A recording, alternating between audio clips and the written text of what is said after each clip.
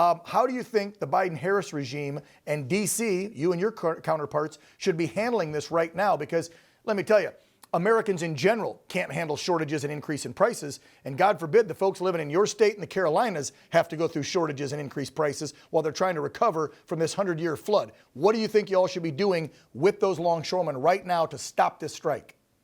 Well, we're gutless is what we are. The president will bend over backwards and will try to blame it on the business community, and so will Kamala Harris.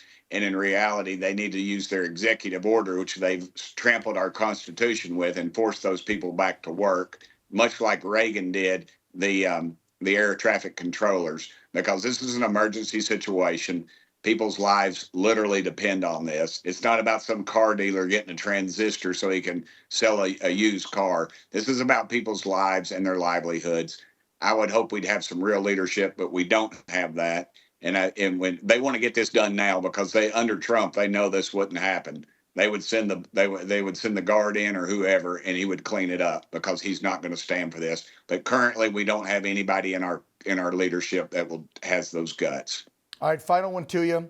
We talked about helping our fellow mankind in need. Make sure it's a good source before you donate, and these people need everything when it comes to the basics.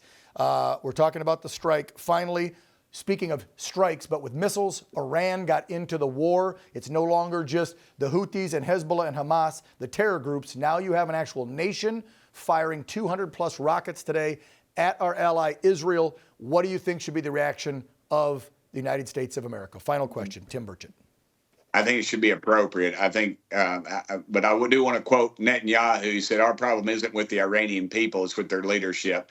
And they think there'll be some changes there. I believe you'll see tactical strikes, and that will eliminate a lot of the threat, and the people will be able to rebuild themselves. And we need a leadership. Once again, under Donald Trump, Iran was broke. Yep. That we removed all those gas tariffs and all those restraints, and they're rich again. And what are they exporting? Terrorism. That's what they're doing. And these are not rockets these are not low-tech rockets. These are ICBMs. These are high-tech missiles that they shot at targeted areas. 180, and the Iron Dome worked. With our technology and with the guts of Israel, it stopped them.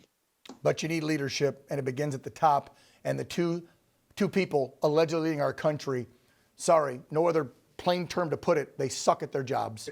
I mean, again, if you're looking at a job and a resume and a history, these two fail on every task that's been presented to them.